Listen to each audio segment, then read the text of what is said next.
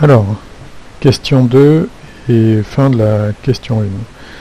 Donc dans la question 1, on avait calculé la résultante et on s'était aperçu qu'elle était de cette forme, donc y scalaire y multiplié par le terme qui est ici, qui correspond à oméga carré divisé par 3, multiplié par une longueur au cube. De même pour le terme en z. On avait vu par analyse dimensionnelle que KYL était homogène à une dimension de ρ, la masse unique, fois une surface de référence S. Et donc ça nous avait conduit à KY multiplié par L est égal à des kilos divisé par une longueur, soit KY de la forme kg divisé par une longueur au carré. Et de même pour KZ, bien sûr. Alors, dans la question 2, pour lequel on a déjà partiellement répondu, il s'agit de calculer le torseur de l'action de l'air sur la pale P1. Et ici, on le fera au point C. Donc le point C, c'est le centre du rotor, ici, qui correspondrait ici sur ma photo au point qui est ici. Et donc, je peux le définir comme une résultante. Alors, le torseur va être un peu grand. C'est l'intégrale de 0 à L de la densité linéique intégrée de 0 à x. C'est l'intégrale qu'on a déjà calculée puisque son résultat est ici. Et maintenant, je vais devoir calculer le moment au point C. Et donc pour ça, je vais devoir définir le vecteur Cm, vectoriel Q dx, et ce terme ici, à l'intérieur de l'intégrale, correspond au moment élémentaire. Donc ici je suis bien au point C, un petit graphique pour comprendre où on en est.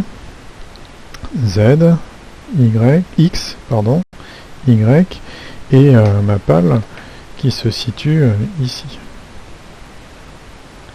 Donc le point C, c'est celui qui est au centre du repère, et au niveau ici, je fais un point M courant, donc en fait ici j'ai une distance x portée par x. Je vais avoir ici une action de traînée, une action de portance. Chacune d'entre elles va m'engendrer un moment élémentaire.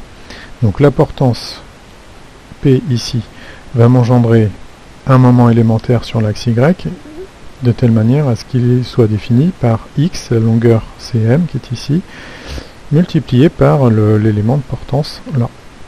De même, je vais avoir un moment élémentaire sur z qui va être défini comme Cm, donc la longueur x qui est ici, multiplié par l'action de traînée qui est ici et définie par y, enfin portée par y.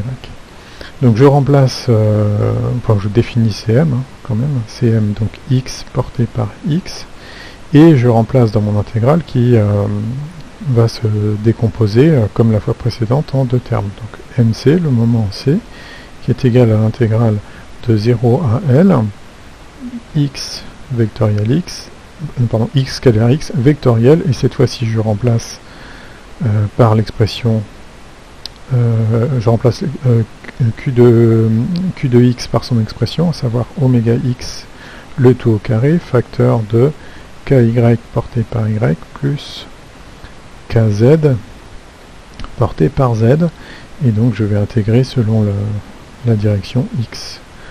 Donc je reprends ce produit vectoriel et je développe. Alors, est-ce que vous voyez bien? Je vais développer chacun des termes. Donc ici j'ai du x vectoriel z, pardon, du x vectoriel y, ce qui va me donner un produit vectoriel en z, et je vais ici avoir du oméga x au cube, du oméga carré x au cube.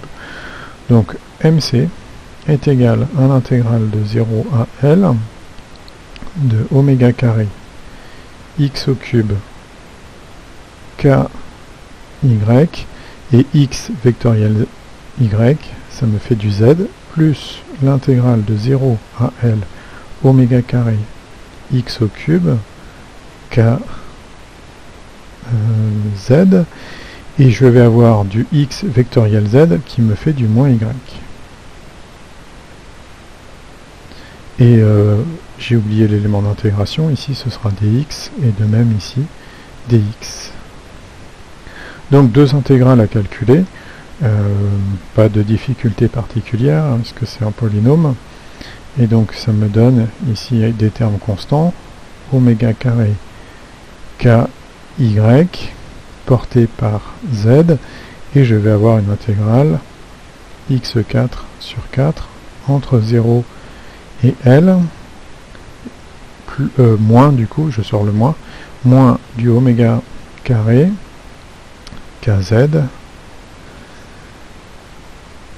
x4 sur 4 entre 0 et L, et c'est porté par y. Donc,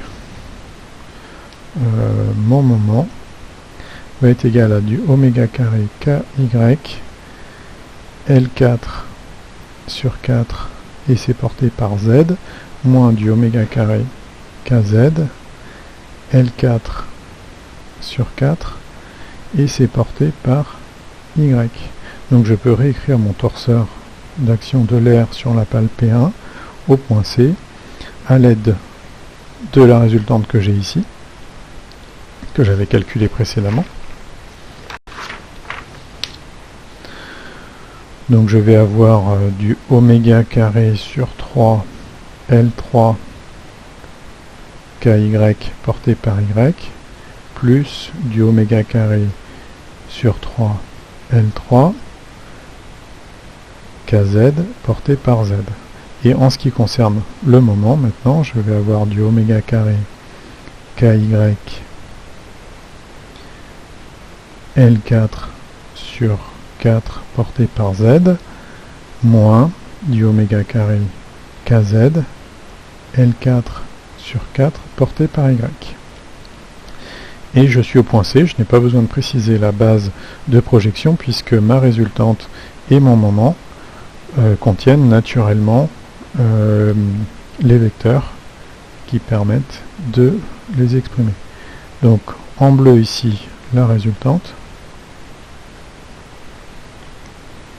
et en marron ici le moment au point C. Alors pour la question 3 on me demande de montrer que c'est un glisseur, et je vous rappelle que si c'est un glisseur, donc si l'action de l'air sur la pale P1 au point C est un torseur de résultante R et de moment M, alors si glisseur, hein.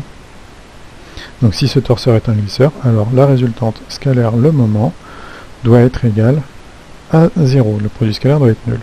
Or on s'aperçoit de quoi? On s'aperçoit que ici je vais avoir un terme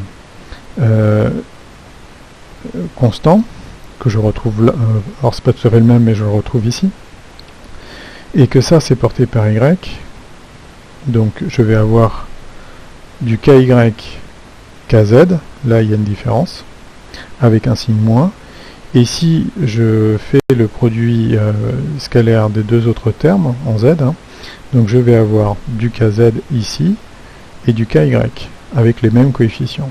Donc je me retrouve avec ici R scalaire M, qui est de la forme oméga carré L3 sur 3 ky multiplié par moins oméga carré kz L4 sur 4 plus oméga carré sur 3 L3 kz multiplié par oméga carré ky L4 sur 4. Et donc si je regarde bien ces deux expressions, elles sont identiques à un signe près, et donc leur addition est égale à 0, ce que je cherchais à montrer.